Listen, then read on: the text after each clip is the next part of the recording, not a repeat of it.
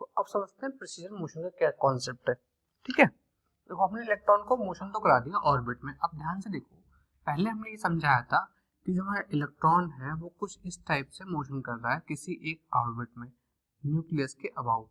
अब क्या होगा, ये इलेक्ट्रॉन मोशन कर रहा होगा, तो मान लो इलेक्ट्रॉन आपका इस डायरेक्शन में मोशन कर रहा था, तो उसका जो एंगुलर मोमेंटम होगा वो आउटवर्ड होगा कुछ इस तरह से। ठीक है, अच्छा, और जो उसका मैग्नेटिक मोमेंट होगा वो इनसाइड होगा। फिर हमने क्या किया, एक मैग्नेटिक फील्ड अप्लाई कर दिया जेड डायरेक्शन में। कौन सी डायरेक्शन में? जेड डायरेक्शन में। जेड में इसलिए करते हैं ताकि हमने कन्वेंशन बना रखा है कि जेड में हम करेंगे तो हमें कैलकुलेशन थोड़ी आसान रहती है। ठीक है, तो जेड में जो हमने कर दिया, हालांकि आप किसी और डायरेक्शन में भी कर सकते हो। अब इलेक्ट्रॉन क्या है आपका? Charge particle. चार्ज पार्टिकल जब भी किसी मैग्नेटिक फील्ड में जाएगा तो उसको लगता है लॉरेंज बल। ठीक है, तो उसका जो मोशन होगा वो डिस्टर्ब हो जाएगा और उसकी जो ऑर्बिट थी वो चेंज हो जाएगी, पहले से कुछ ना कुछ टिल्ट हो जाएगी। सपोज करो ये आपका जेड डायरेक्शन में इलेक्ट्रॉन पहले ऐसे ऐसे घूम रहा था आराम से। अब ये हमारा मैग्नेटिक फील्ड ऊपर की तरफ लगा दिया हमने, जेड डायरेक्शन में लगा दिया बी। तो मैग्नेटिक फील्ड के परपेंडिकुलर जब कोई पार्टिकल मोशन करेगा तो उस पर लगेगा एक फोर्स। उसकी वजह से क्या होगा, मान लो पहले उसकी ऑर्बिट कुछ इस तरह से थी, अब ऑर्बिट इस तरह से ना होकर थोड़ी सी टिल्ट हो गई कुछ ऐसे करके। ठीक है, तो मैं बनाने की कोशिश करता हूँ एक बार में। बहुत बढ़िया। ठीक है, तो कुछ ऐसी हो गई है ऑर्बिट उसकी। अभी क्या हुआ, जो इसका इलेक्ट्रॉन है वो ऐसे घूम रहा है, यूं करके घूम रहा है। ठीक है, तो जब यूं घूम रहा होगा, यानी कुछ पहले समझो, जैसे ये है मेरा, तो पहले इस तरह से घूम रहा था, अभी टिल्ट होकर कुछ जो है ऐसे बन गई, तो अब इसका जो एंगुलर मोमेंटम है वो ऊपर की तरफ हो जाएगा और मैग्नेटिक मोमेंट नीचे की तरफ, कुछ इस तरह से घूमेगा। प्लस ये जो है अब कुछ ऐसे ऐसे घूमेगा जैसे हमारा जो नाच रहा हो। ठीक है, तो ये हो गया आपका कुछ ऐसे। तो यहाँ तो बन जाएगा एल और इसके अपोजिट बनेगा म्यू एल, क्योंकि एक दूसरे के अपोजिट होते हैं। ये आपका इलेक्ट्रॉन चक्कर लगा रहा है। ये जो हमारा एल वेक्टर है ये बी के साथ जो हमारा मैग्नेटिक फील्ड अप्लाई किया इसके साथ जो एंगल होता है उसको बोलते हैं थीटा। ठीक है, यही एंगल डिसाइड करेगा, और ये आपस में भी ऐसे ऐसे घूम रहा होगा। ठीक है, एक तो ये ऑर्बिट घूम रही है ऐसे करके, इलेक्ट्रॉन चक्कर लगा रहा है यूं करके, प्लस इलेक्ट्रॉन के साथ साथ क्या होगा, ये ऑर्बिट भी यूं घूम रही होगी ऐसे करके ऐसे करके।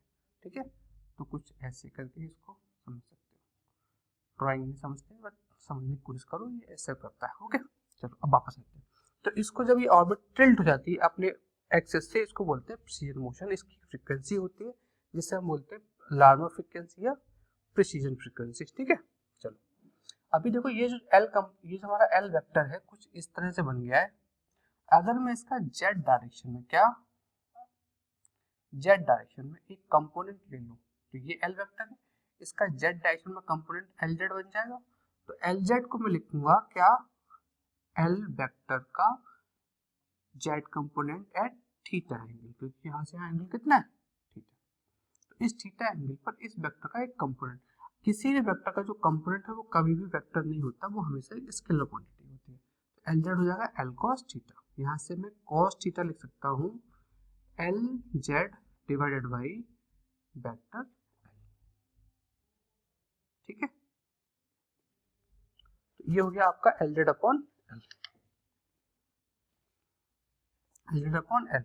अब एल जेड जो होता है इसे हम लिखते हैं एम एच क्रॉस, ये हमारा जो एटॉमिक में अलजेब्रा यूज करते हैं एम एच क्रॉस, और एल हम ऑलरेडी डील कर चुके हैं पहले, क्या वो थोड़ी देर पहले एक्सप्लेन किया था, L into L plus one into H cut. H cut से कैंसिल हो जाएगा, तो कॉस थीटा की जो वैल्यू आ गई हमारी, ये आ गई है हमारी M divided by under root L into L plus one.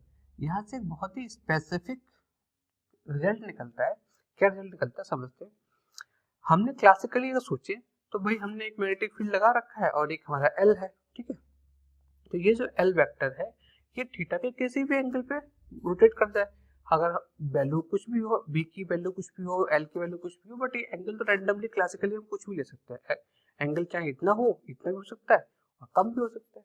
But जब हम क्वांटम मैकेनिक्स में पहुंचे तो हमने क्वांटम मैकेनिक्स जो वैल्यूज पुट की, हमें मालूम चला कि कॉस थीटा है उसकी वैल्यू अब कंटिन्यूअस ना होकर डिस्क्रीट हो चुकी है, क्वांटाइज्ड हो चुकी है। एक पर्टिकुलर वैल्यूज को ही कॉस थीटा एक्सेप्ट करेगा, बाकी वैल्यूज पे कॉस थीटा की कोई वैल्यू हमें नहीं मिलेगी। ठीक है, तो कॉस थीटा की वैल्यू क्या होगी, अब क्वांटाइज्ड हो गई, इसको ही हम बोलते हैं स्पेस क्वांटाइजेशन। तो इसके हेडिंग ज्यादा बेटर सूट करती है स्पेस क्वांटाइजेशन। स्पेस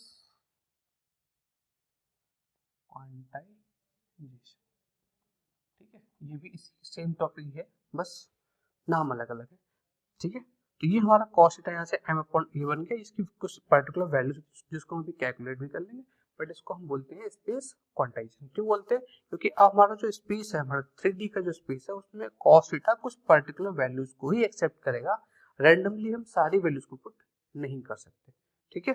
अब आप डिफरेंट डिफरेंट वैल्यूज पुट कर लो तो कॉस्ट थीटा मिल जाएगा।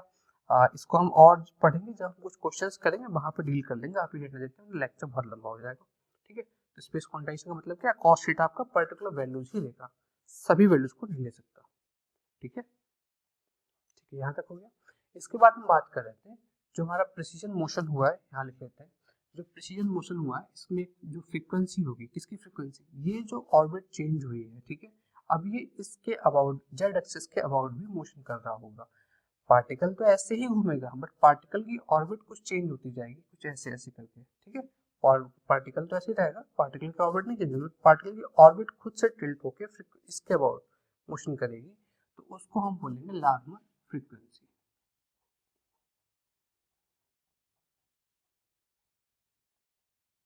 लॉ फ्रीक्वेंसी डायरेक्ट फॉर्मूला याद रखना, एफ एल इक्वल टू, ये डायरेक्ट फॉर्मूला भी पूछा गया एग्जाम में, सेट के एग्जाम में, शायद छत्तीसगढ़ के एमएच के सेट में पूछा गया है। एफ एल जो है ये हो जाएगा हमारा G L into E B upon 4 pi M. Direct value याद रखना बहुत जरूरी है इसकी, ठीक है। तो ये था आपका स्पेस क्वांटाइजेशन और नॉर्मल फ्रीक्वेंसी।